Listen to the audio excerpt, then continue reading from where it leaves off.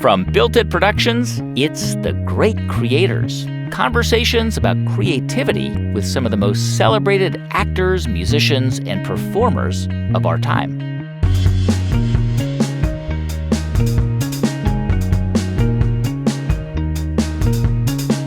I'm Guy Raz, and on the show today, how Weird Al Yankovic went from working the mailroom to climbing the Billboard charts with songs originally meant as jokes. Part of my job was to go to the post office every morning and pick up a big bag of mail for the company. And I saw, the new Billboard magazine just came out, and I just opened it up, and I saw I was on the Hot 100 chart. And at that exact moment, I thought, I should give notice. I should probably get serious about this whole Weird Al thing. So I think that very day I said, look, I think I'm probably going to quit. Coming up, the one, the only, Weird Al Yankovic. There are only a tiny handful of artists in history who have had a top 40 single in the U.S. in each of the past 4 decades. Michael Jackson, Madonna, U2, and Weird Al Yankovic. He's actually one of the most successful living artists in the world, which is not surprising if you parse the lyrics of his songs like Word Crimes or White and Nerdy. They are incredibly intricate and clever. Weird Al figured out pretty early on in life that you could take a hit song, rewrite the lyrics, and make people laugh. And in a lot of cases, he's actually become much more famous than some of the singers he's parodied. Weird Al first hit the airwaves in 1976 on a comedy radio program called The Dr. Demento Show. It was a song about his family's rundown car. It was called Belvedere Cruising.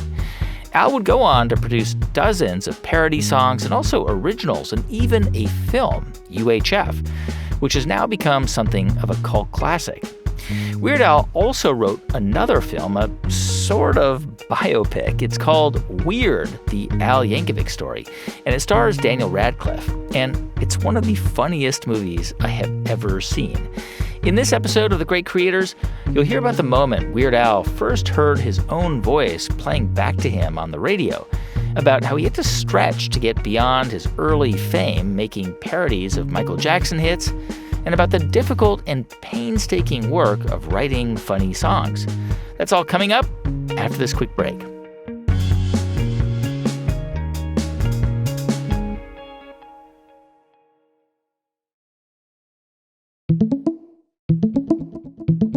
Alfred Matthew Yankovic grew up just outside of Los Angeles. He was a precocious kid and skipped ahead 2 grades before he was out of elementary school. He came from a working-class family and says that from his earliest days, his parents, while they weren't quite on his wavelength, always had his back. My mother is the kind of person that I'd get on the phone with her after doing something amazing, and she'd want to know if I'm eating right. You know, she was more concerned about me being healthy than any kind of amazing thing I was doing in pop culture. But they were both always very supportive. They're not show business people. It was not a show business family in the least. We're about as far away as that as you could possibly get. So it was sort of an alien thing when I started becoming, famous, but they enjoyed it. My dad in particular, who's kind of an extrovert, he would be so proud. He would when he'd be at the supermarket, he would whip out his wallet and show my senior picture to the woman that was checking him out, it's my son Weird Al. You ever hear of Weird Al? So they got a real kick out of it. And your dad, his name was Nick Yankovic. He was a working class guy, and I understand he worked in a factory, right? At one point in his life, he was a blue-collar guy, so he had a number of jobs. I mean, he worked in a factory mostly before I was born, actually. And then all during my childhood, he just sort of had part-time jobs, like a street crossing guard, security guard, stuff like that. But yeah, at one point, he worked in a sheet metal manufacturing plant. You were... And, there's been a biography written about you were a nerdy kid. You were 2 years younger than all your classmates. You were a good student. You were like a nerd. You were into math and the accordion, and I mean that's really who you were as a kid, right? Absolutely. And that was back in the time when it wasn't cool to be a nerd. Like in the last 15 years, all of a sudden people are like trying to establish their nerd cred. Like, oh, yes, I've always been a nerd. Like, oh, I'm a total nerd. And like when I was a kid, that was not something you aspired to. You got to eat lunch all by yourself, on the lonely nerd bench, But yeah, and I still am a nerd. I mean, I've never not been a nerd, but I guess in the last couple of decades, that's not become such an offensive thing to be. Yeah. And being a nerd and also being kind of younger than your peers in high school, I know that your mom was pretty protective of you and was worried about you getting bullied and hurt, but this was a time where that was real. I mean, you grew up in the 70s, getting bullied, that was par for the course, right? Well, it was for me. I mean, I never really got beat up per se, but I got picked on a lot. It wasn't pleasant. I was definitely younger, and I was the kind of kid that people, put tacks on the seat, put bubble gum in your, locker so you couldn't get in. Small abuses, but after a while, they got pretty annoying. That was mostly junior high. Mm-hmm. I think for everybody, like junior high, like grade 7 and 8, that's maybe like the worst time in your life. And it certainly was for me. That was probably when I got bullied the most, and really kind of didn't fit in anywhere. So, all right, so you're a bit of a nerdy kid to begin with, and then you sort of double down on that by learning the accordion. And as I understand it, you picked it up after your parents were approached by a door-to-door salesman. Yeah, so a door-to-door accordion salesman actually did come to our house. I mean, selling accordion lessons, actually. The guy that came to our door said, well, we could have your son take accordion lessons or guitar lessons. And my parents, being the visionaries that they were, said, oh, young Alfred would love to play the accordion, I'm sure. Who wouldn't want to learn the accordion? You're a one-man band. You're the life of any party. He'll be so popular in high school playing the accordion. Tell me about humor at home. I mean, were your parents funny? I mean, were they, from everything I've read, they were protective of you, but also loved you and very supportive. But were they funny? Was there joking around the house? I mean, I read that your mom didn't let you listen to Dr. Demento, that radio show that you discovered when you were a kid. So I don't know, what was their approach to just joking? Well, she wasn't offended by the humor. She just thought that some of the songs got a little risque and a little blue. I mean, and again, not like harsh profanities, but there's a lot of double entendres and things that were like, slyly sexual. And she just was offended by that and thought that her young teenage son shouldn't be listening to that kind of filth. So I had to always listen in private, like late at night when my folks were asleep. So, all right. And what about like humor at home? I mean, were your parents funny? Did they like watching comedies? I mean, yes, they were, as you say, sort of maybe a little bit culturally conservative in that they didn't want to expose you to sexualized humor, which is normal for a lot of parents. But, did they encourage your kind of weird humor? Well, I don't think they were put off by it. I mean, they certainly didn't encourage me to go into showbiz because, in fact, I remember when I was first starting to like go in that direction, my mother told me in no uncertain terms that I should stay out of Hollywood because there are evil people there. She's not wrong. And she's not wrong. No. But she was very concerned.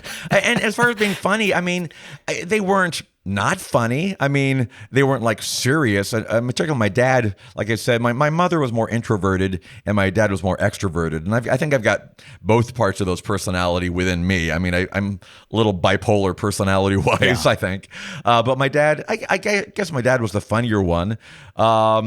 He was certainly the one that would be joking around more and hanging out with friends and making them laugh. So I don't know that I necessarily got my sense of humor from him, but he enjoyed what I did and more or less got the joke. I mean, neither one of my parents was really up on pop culture, so they weren't always familiar with like the songs I was making fun of or anything like that, or got a lot of the references, but they understood it was funny, and they certainly didn't disapprove of what I was doing.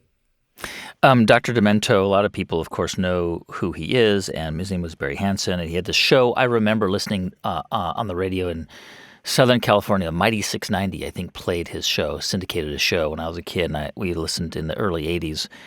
And you were obviously a huge fan of his show. This was a time where you could, you could really participate in these shows, you actually sent in a cassette. I think you'd done it a couple times. You tried to be on the show before, like maybe you even met him at one point.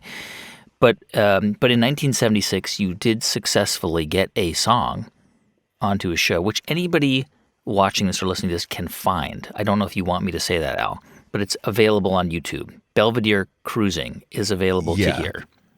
This is nothing that I would officially release because I'm not proud of it, but I guess the people that want to hear it for historical purposes, it's out on the internet somewhere. I'm sure you could find it. Yeah. And when that song was aired, it's about your family's car, which I guess was a bit of a jalopy.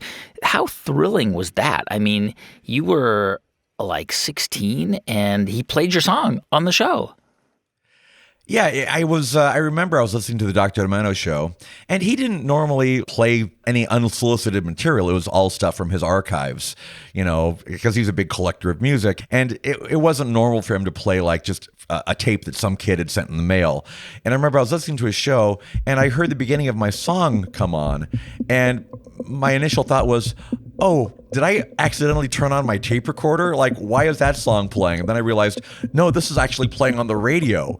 And then I completely freaked out. It's sort of like in every biopic you've ever seen where somebody hears their song on the radio for the first time. They just go nuts. And I think I just started running around the house screaming, Mom, Dad, I'm on the radio, And I just couldn't believe it. It was I thought, oh, my life is never going to get any better than this. This is the high point of my life. But at this point, you still had ambitions to become an architect, which is why you went to Cal Poly San Luis Obispo, a great school. Two of my nephews went there. But that was your vision. That was your dream. Well, I mean, yeah, to be that was my plan, at least. I mean, if you'd have told me, do you want to be an architect or do you want to be a recording artist? If that was the choice, I would have said, the second one sounds more fun to me. But I just thought that wasn't an option. I just thought, I was not, going to have any career resembling at all what I am currently doing. I mean, that just seemed beyond my grasp. That seemed like that was just not even an option. So architecture sounded like something that an adult would do. That you could, go to college and learn how to do, and then actually have a career doing that. I didn't think, oh, I'll just take my accordion and I'll just be, I'll put out 14 albums and tour the country. Nobody had ever done anything like that before. I wonder, because I've read a lot about your time in college at San Luis Obispo, and I mean, your name, Weird Al, it was not a nice thing that people said to you. They called it, there's Weird Al. You were kind of, from what I've read, you were sort of maybe ostracized. I don't know if that's the right word, but it seems to me that you didn't, people weren't nice to you when you were a young man in college, and you were this kind of nerdy guy. And obviously you've made that work for you in a massive way. You kind of completely turned that on its head. But I wonder if you remember when you were a student, in your dorm room, playing the accordion in your room and walking out and seeing all the other guys hang out and shoot the breeze. Was that painful? Do you remember feeling sad about or isolated or lonely? Well, not everybody was mean to me. I mean, I don't want to paint the picture that everybody hated the weird nerd, because I had friends and people were generally social, but I also didn't fit in. I would get funny looks every now and then, and there are certainly some people in my dorm room that maybe would avoid me because they thought, oh, this kid's too weird. I was a little different. And I was okay with that. And that's where the nickname came from. And it was, it was not meant as a friendly nickname so much. It was just sort of oh, there goes Weird Al. But when I started doing radio shows on the college campus radio station, and you needed some kind of wacky air name, I thought, well, Weird Al, yeah, works for me. It kind of felt like that's my version of Dr. Demento. I'll play weird music on the radio, and eventually people just, started calling me Weird Al, and in a non-derogatory way. And I embraced whatever weird part of my personality that I was, displaying at the time. And, I found that taking on the name Weird Al, it was sort of a whim when I did it, but I found that people have found that empowering. Over the course of my career, a lot of people that would consider themselves outcasts or freaks or different or just not accepted by normal society, people would look at me and go, oh, there's a guy that's like, accepting of his own weirdness, and he's proud of it, and he doesn't care what people think. And they found that uplifting for them, which, that's nice. I'm glad I could be that kind of a role model, as it were. But did you have to become comfortable with that, or was it just easy to be comfortable with that? I mean, I never felt uncomfortable with that. I mean, it's just an extension of my personality. I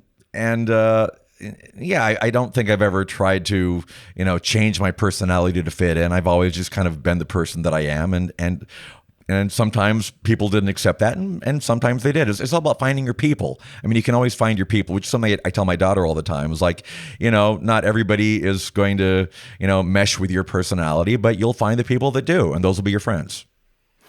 Apparently there's a plaque inside of a bathroom at Cal Poly San Luis Obispo commemorating the place where you recorded My Bologna, your parody of My Sharona, in the bathroom. And you used the bathroom because the acoustics, I guess, you had some reverb in the bathroom, right? That's correct. I did, in fact, record my first nationally released single in a bathroom, and it was the bathroom across the hall from my college campus radio station. And the reason we did that was because I couldn't afford to go into a real recording studio. And the bathroom, as everybody knows, has a great reverb sound. That's what people sing in the bathroom. You sound great. Yeah. And it was just this beautifully tiled bathroom. It had a nice, natural reverb sound to it. Was it a beautiful bathroom? You said beautiful. In my heart, it was beautiful. Okay.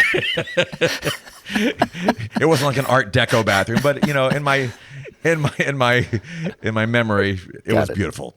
So we just ran lines from the production room in the radio station across the hall into the bathroom, and set up a chair and a microphone, and that's where I recorded My Bologna. And you sent it, same deal. And at this point, had you met? I know that you briefly had met Dr. Demento when he came to speak at your school, maybe in middle school. But at this point, had you formally met him? Did you know each other? He probably was aware of me and that I had sent him a few tapes in the mail already. In fact, I'm pretty sure he did, because as soon as I sent him My Bologna and it started getting airplay on his show, he started sending me postcards letting me know how it did. In fact, I still have the first postcard I ever got from him in 1976, where he said, "Hi, Al, are you any relation to Frankie Yankovic, the Polka King?" Wow. Because there's a very famous accordion player named Frankie Yankovic, no relation. But that was, of course, the first thing he thought of, because he's got a lot of Frankie Yankovic records. And I had to explain, no relation, but that's maybe the reason my parents decided I should take accordion lessons, because, they thought, Yankovic, accordion, those go together. Why not? Yeah. So up until this point, you were really perceived probably as a super fan, right? Like just and you were a super fan of the show. Sure. Who was contributing. But then you send this tape in, and he plays it, and it's a hit. Like, it's a massive hit. In fact, the Knack, who recorded My Sharona, they loved it. And you were you were a student. I mean, you were a student at Cal Poly. Did other kids on campus, do you remember their reaction? Because they probably were aware that all of a sudden, hey, there's a guy, Al, who has this parody song on Dr. Demento's show. I wasn't like a celebrity on campus or anything like that. I was more known for just doing my weekly Saturday night radio show. It was, when I got back to LA or someplace that, actually heard the Dr. Demento show, that people would take notice. Like the Knack heard My Bologna, and Doug Feiger, the lead singer, was somewhat responsible for me getting signed to Capitol Records. And when I say signed, I mean they put out My Bologna, and that was it. That was the extent of their relationship. But I went to a Knack concert at Cal Poly. They actually played my school, and this is after My Bologna had come out, or actually, it was on the Dr. Demento show. It wasn't released officially. Yeah. And I somehow snuck backstage just to say hi to the band, and I met Doug Feiger, and he said, "Oh, you're the My Bologna guy," and he turns to the guy immediately to his right and says, "This is the guy that did My Bologna. You should put him out on Capitol Records." And the guy he was turning to was the vice president of Capitol Records, who just happened to be at that show. So they put out my record, I think as a goof more than anything else. But even though I don't think they took it seriously, Capitol Records certainly didn't take it seriously. It made me think like, wow, well, this is more fun than being an architect. Maybe I should try to do this. We're going to take a quick break, but when we come back, Weird Al Yankovic gets a co-writing credit with the King of Pop. Stay with us. I'm Guy Raz, and you're listening to The Great Creators.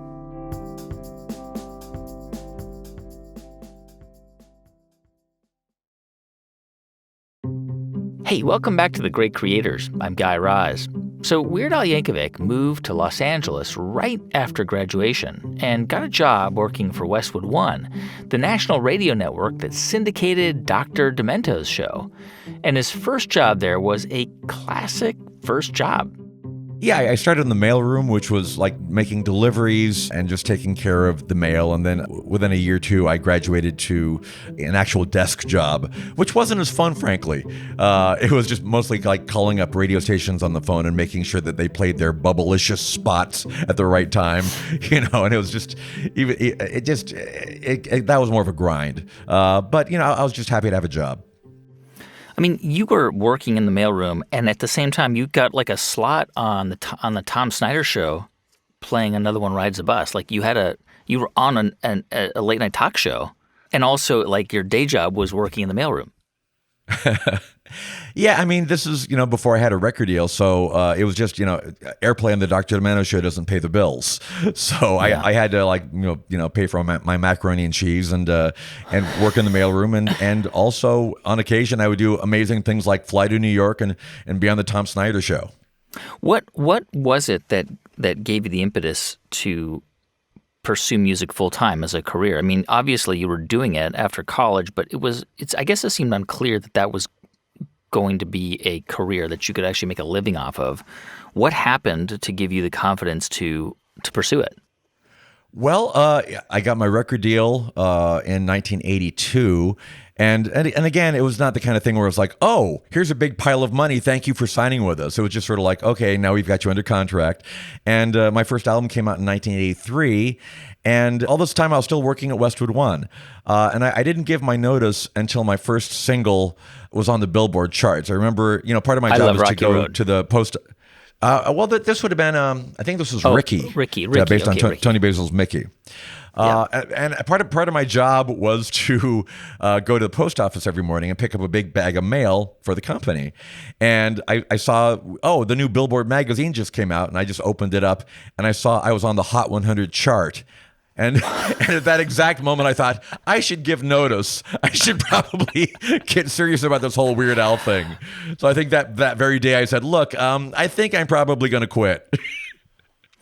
All right. So Ricky, which is a parody of Mickey, Oh, Mickey, You're So Fine, but it's you as Ricky Ricardo with Lucy, and it's so funny. And you did a video of this as well. And it was like this kind of perfect storm because it was right as sort of videos started to become more popular, right? Just as MTV was launching. And, you were making these parody songs. I Love Rocky Road, obviously the parody of I Love Rock and Roll that was a remake that Joan Jett did. So how do you remember being perceived at the time? I mean, when people met you, they're like, oh, this is Weird Al, the guy that does the parody songs. This is that guy. Yeah, and Ricky was like, I wouldn't say it was like a big hit. I mean, it got some airplay on MTV, but it wasn't like some overwhelming hit. It was, I believe, I could be wrong, but I'm led to believe that was the first comedy music video ever played on MTV. MTV started like around the end of 1981, I believe, and most people didn't even get it, but that's when it started. And Ricky came out in early 1983. And again, this is at a point in time when a lot of people didn't even get MTV. And they were just starting to figure out what it was.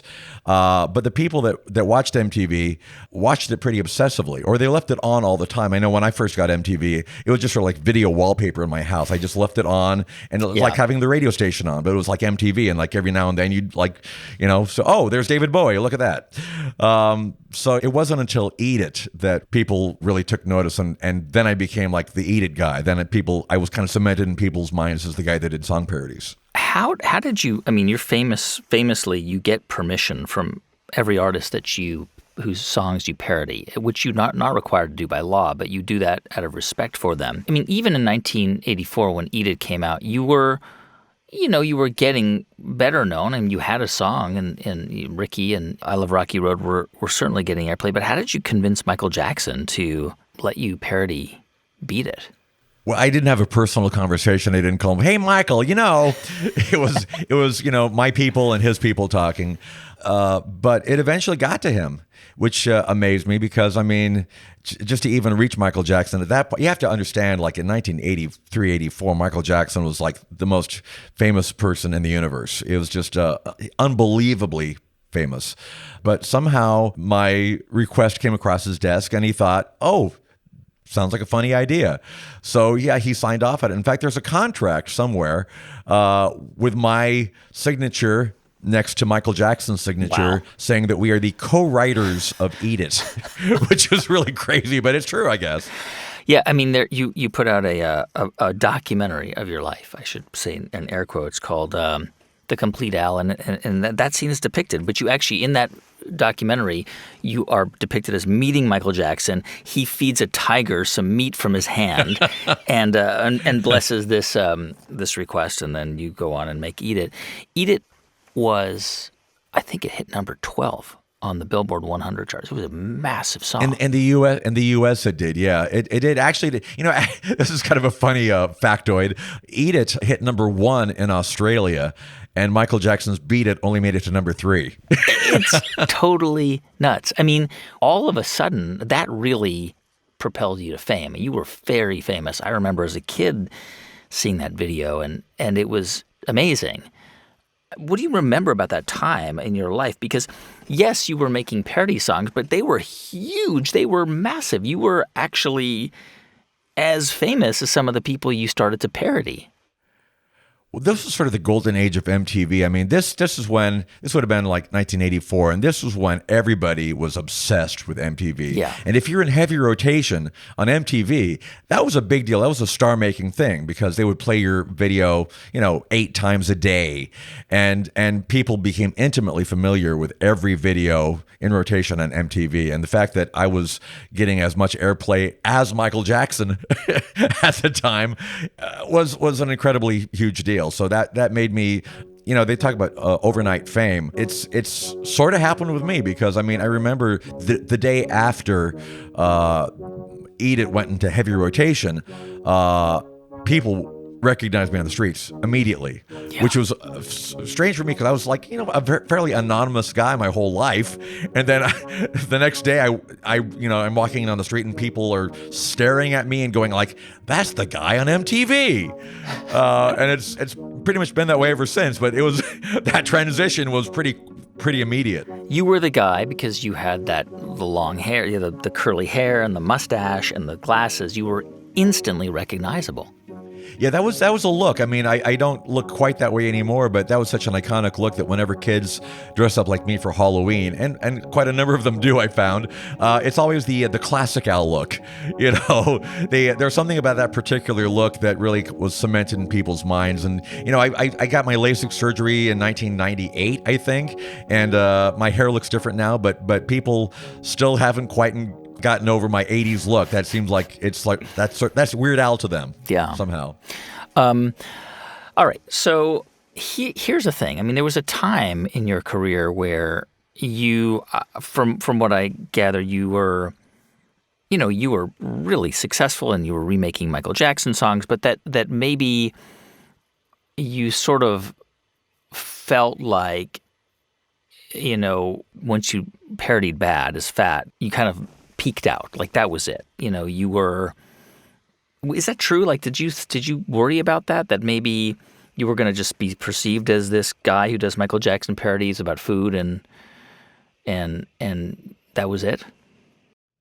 Well, I didn't mind being known as the parody guy, but I mean, having done 2 Michael Jackson parodies, I kind of didn't want to be like, the guy that does Michael Jackson parodies necessarily. Like at one point I was thinking about doing a 3rd Michael Jackson parody, and I thought, do I really want to go down this road? Because it seemed like every time I did Michael Jackson, it was immensely popular, and there's always that temptation to keep grabbing that brass ring, while it was there. But at the same time, it's like you didn't want to like get locked into like a very narrow perception of yourself. So there was that, and the food thing as well. I mean, I did a lot of songs that were food related, to the point where my record label, sort of against my wishes, put out a whole compilation called the Food Album, where it's all my songs about food.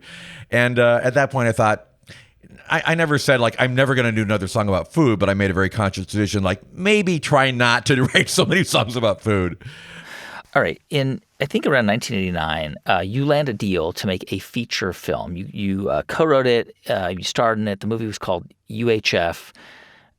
It was about this guy played by you who's kind of stumbles into running a local TV station. And he, while running it, he makes, I guess, some eclectic programming choices. I love this movie. I just watched it with my kids actually recently. It's somewhat of a cult classic today, but back then when it came out, it was not so well received. I think Roger Ebert gave it like 1 star. He clearly didn't seem to get the humor. And the film did not do that well when it was released.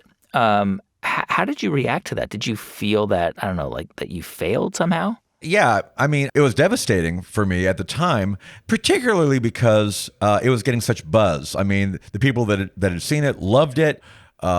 Orion Pictures, who was the company that put it out, said it tested as well as the original RoboCop. They thought, oh, this is going to be a big summer blockbuster movie. They were talking about like having a long career with me. They said, you're going to be our next Woody Allen, at a time when that was not a bad thing. And they were, they made it like this is going to be the beginning of your film career.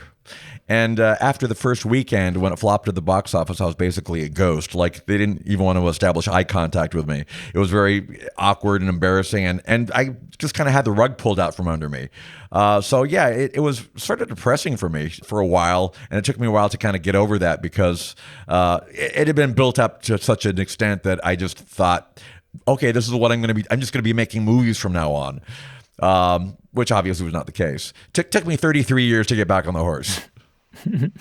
But it's interesting because something around that time, I guess, happened, which is you sort of hit this point where your career slowed down.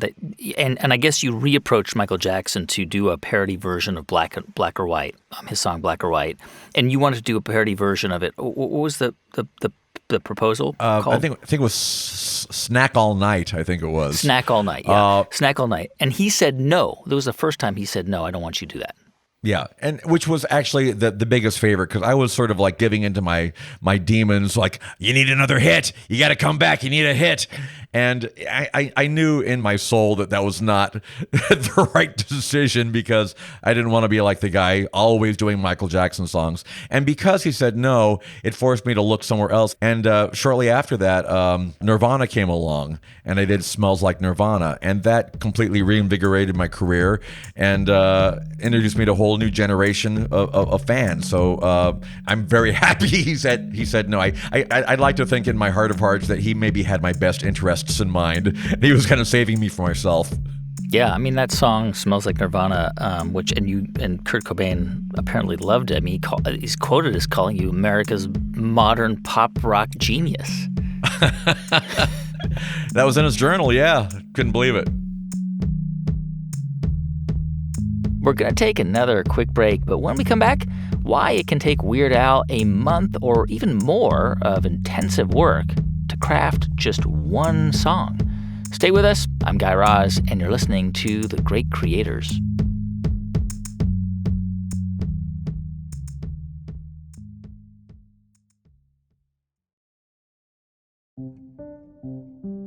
Hey, welcome back to The Great Creators. I'm Guy Raz. So with Smells Like Nirvana, Weird Al Yankovic had his second Billboard Top 40 hit and a revitalized career. And at this point, his practice of writing parody songs had transitioned from just scribbling down lyrics to a very exacting process.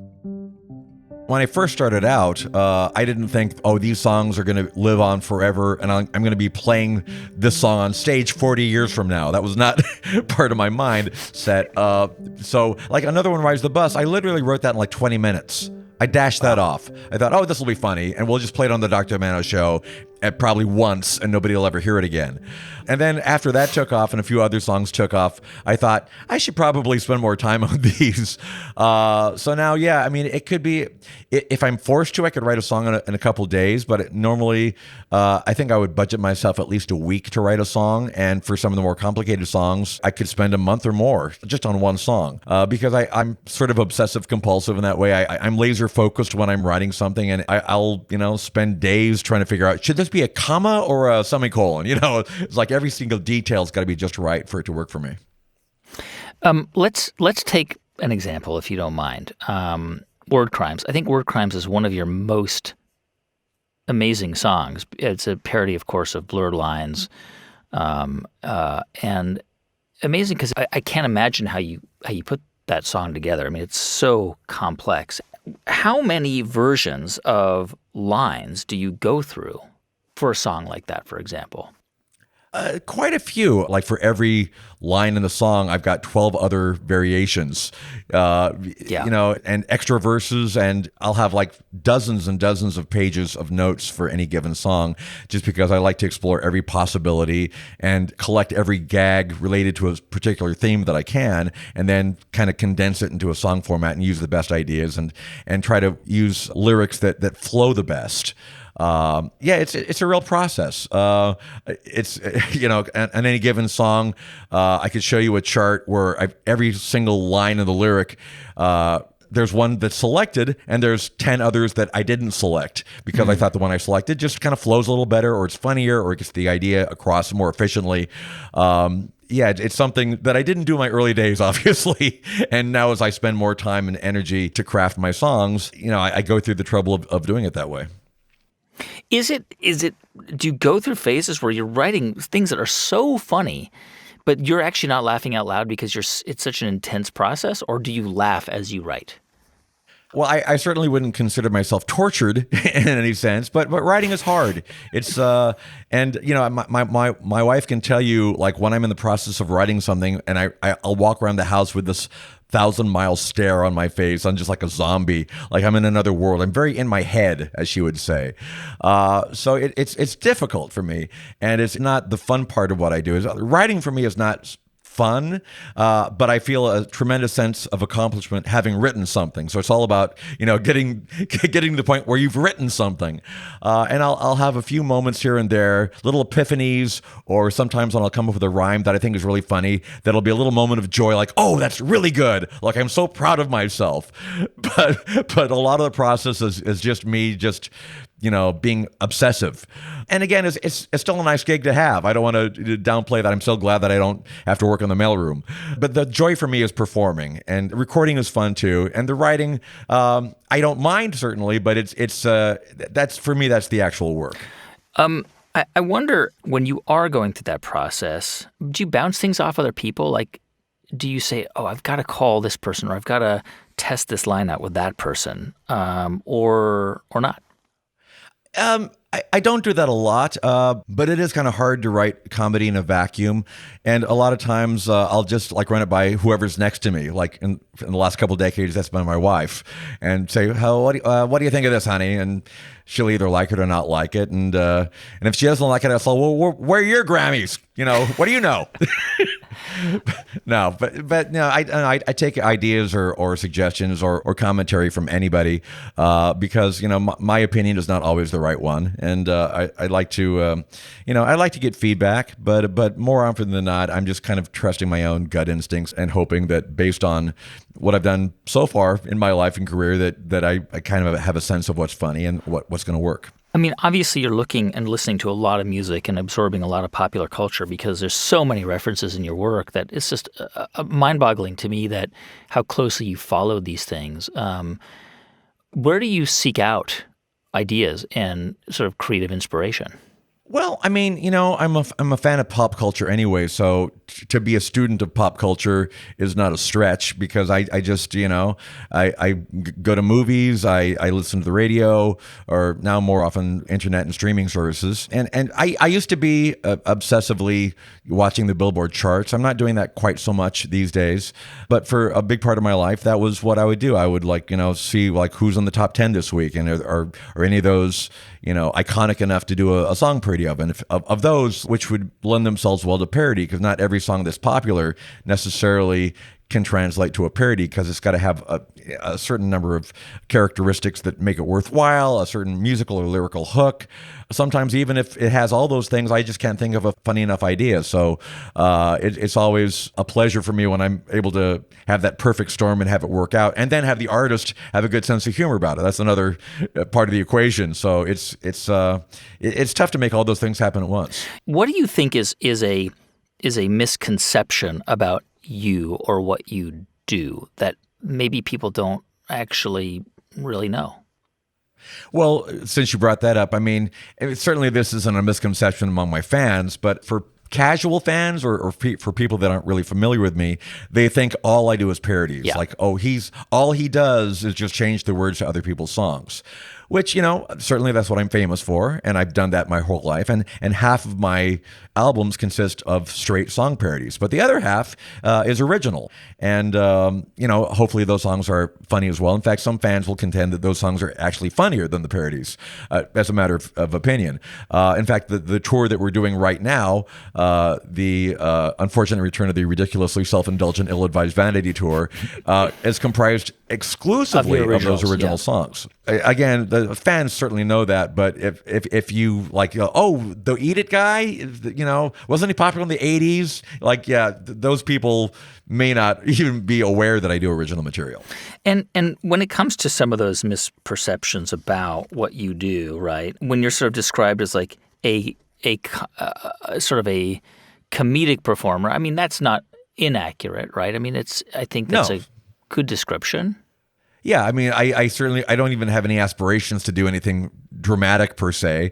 I certainly don't have any interest in writing serious song lyrics. In fact, I think it was last year. I'm friends with the band Portugal the Man, and I've done some remixes for them. Yes, I saw that. Yeah. And played on their song, but they at one point, John Gourley, the lead singer, wanted to write a song with me, and he wanted me to try writing the bridge to the song, and it was this earnest song, and it was so against my DNA to write earnest lyrics, and I always wanted to give it a twist, or make it tongue in cheek or ironic, and it was it went against my very nature, and I think I finally gave up and said, I can't do this, man. I can't write a serious song. Where does your energy come from, Al? I mean, you're on a tour now, and we're talking, I think it's 133 cities you're going. I feel like you're going to every city in the United States at least once. I mean, Melbourne, Florida, Poughkeepsie, everywhere, all over Santa Rosa, California, places where, big names don't often go.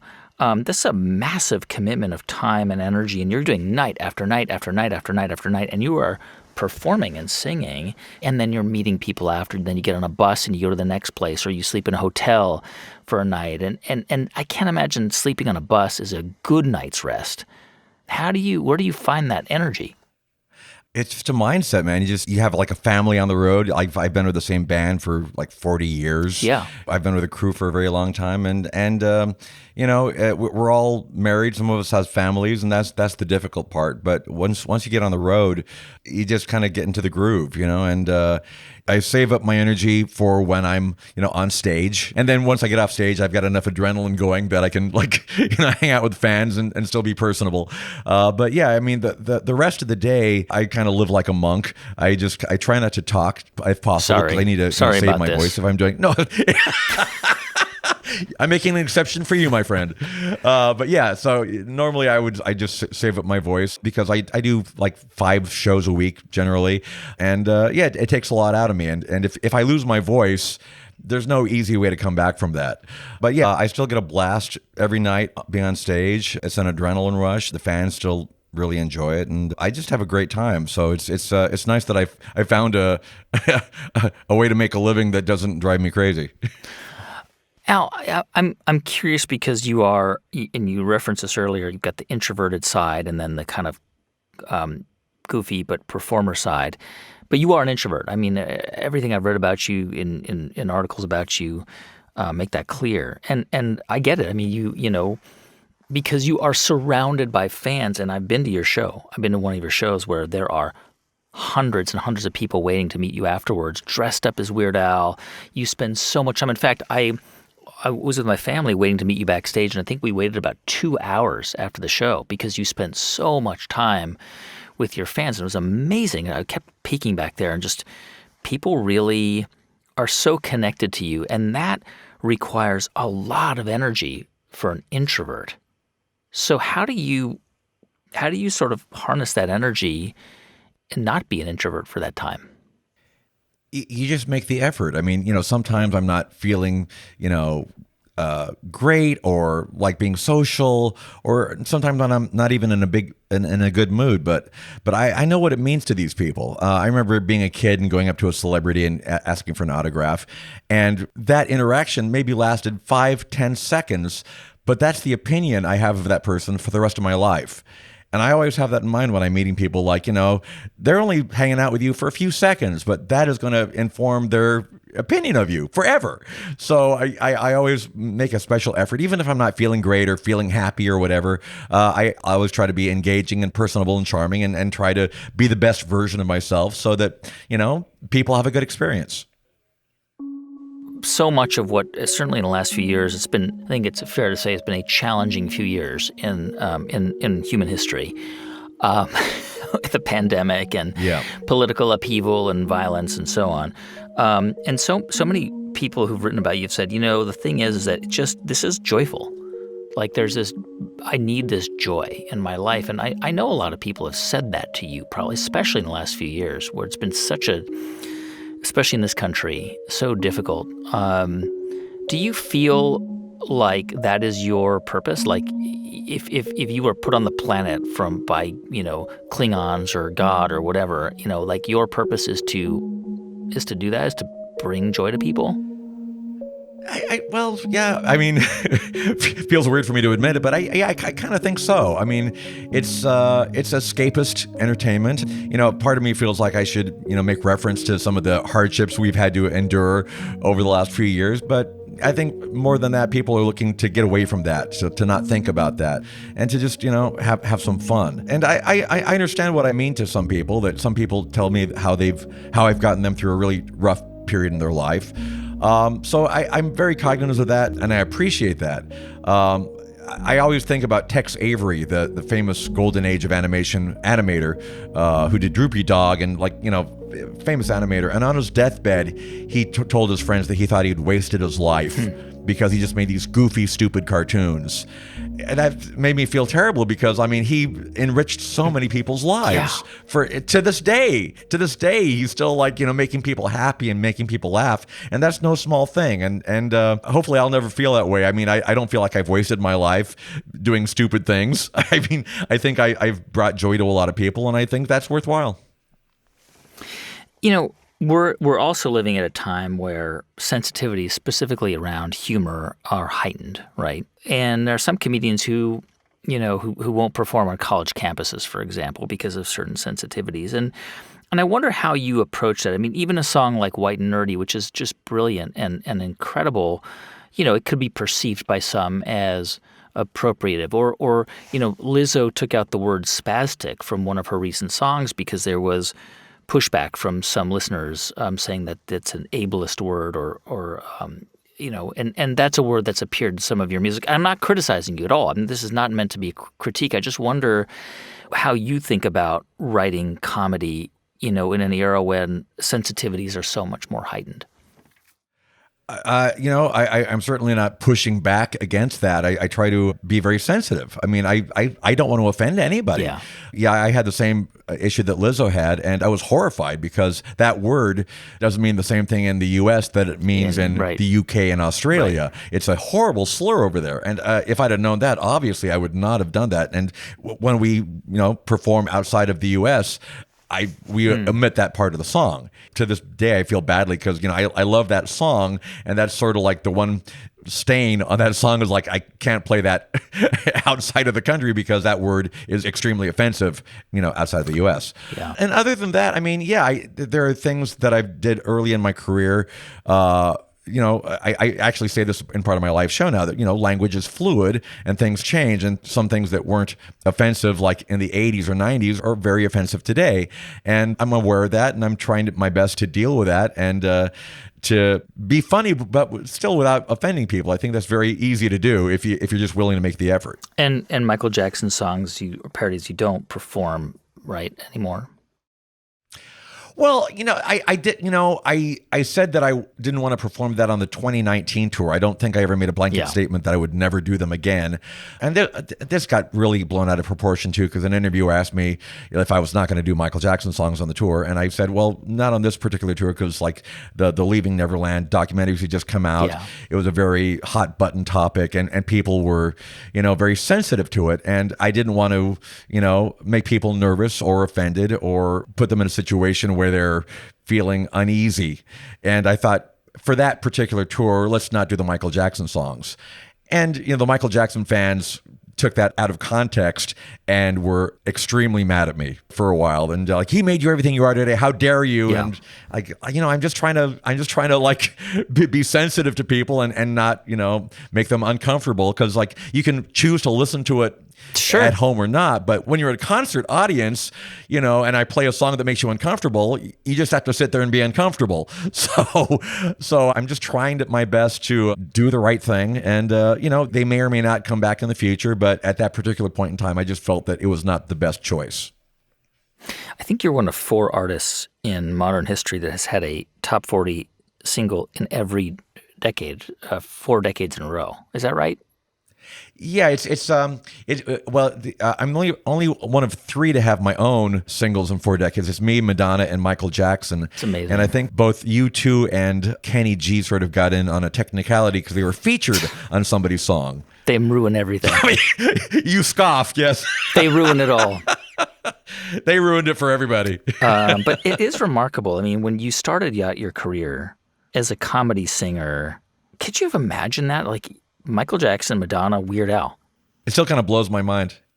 When I first started, when I tried to get a record deal, I won't mention any names or the company, but one executive said, like, this is funny, but you're basically going to be a one-hit wonder.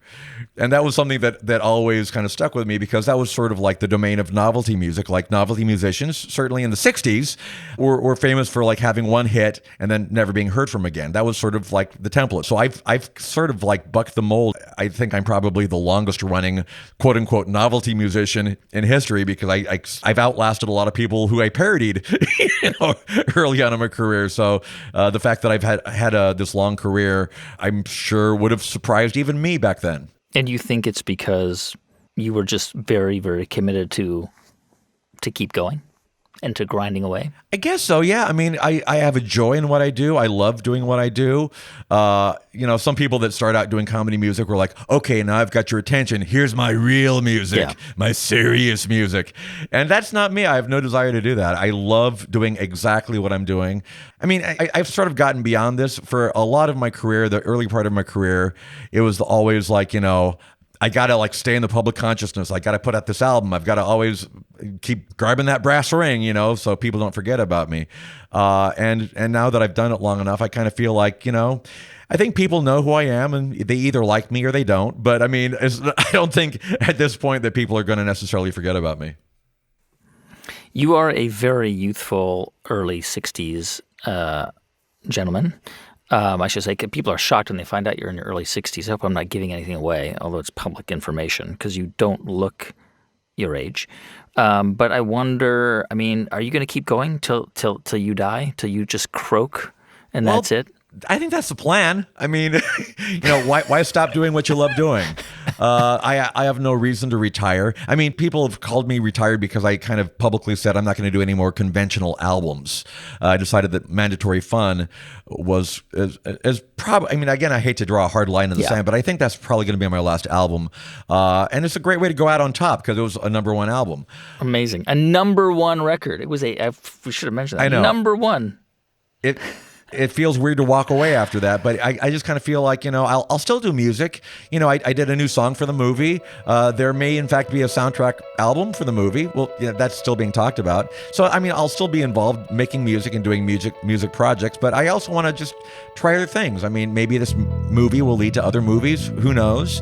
And there's other things I'd like to do. And even if I feel like just not doing anything, that's fine too. Yeah. but I still love doing what I do, and there's no reason to actually retire from that. That's Weird Al Yankovic. And that movie he just referenced there is his satirical biopic, loosely based on his life and career. It's called Weird, the Al Yankovic story. By the way, if you ever go to a Weird Al concert, you will see hundreds of fans dressed up like Weird Al from the 80s. Curly wig, oversized glasses, and Hawaiian shirts. And the reason Al wore Hawaiian shirts for so many years, well, that's unclear. But for a while, Al's tour contract stipulated that the promoter had to provide at least one garish Hawaiian shirt per concert. Weird Al collected so many of those shirts that when he got married, his exasperated wife sent several hundred of them to Goodwill. But don't worry, Al still has a walk-in closet full of them. You can find links to some of the music videos Weird Al talked about during our conversation. They're in the show notes for this episode at thegreatcreators.com/Yankovic. And the show notes for every episode live at thegreatcreators.com.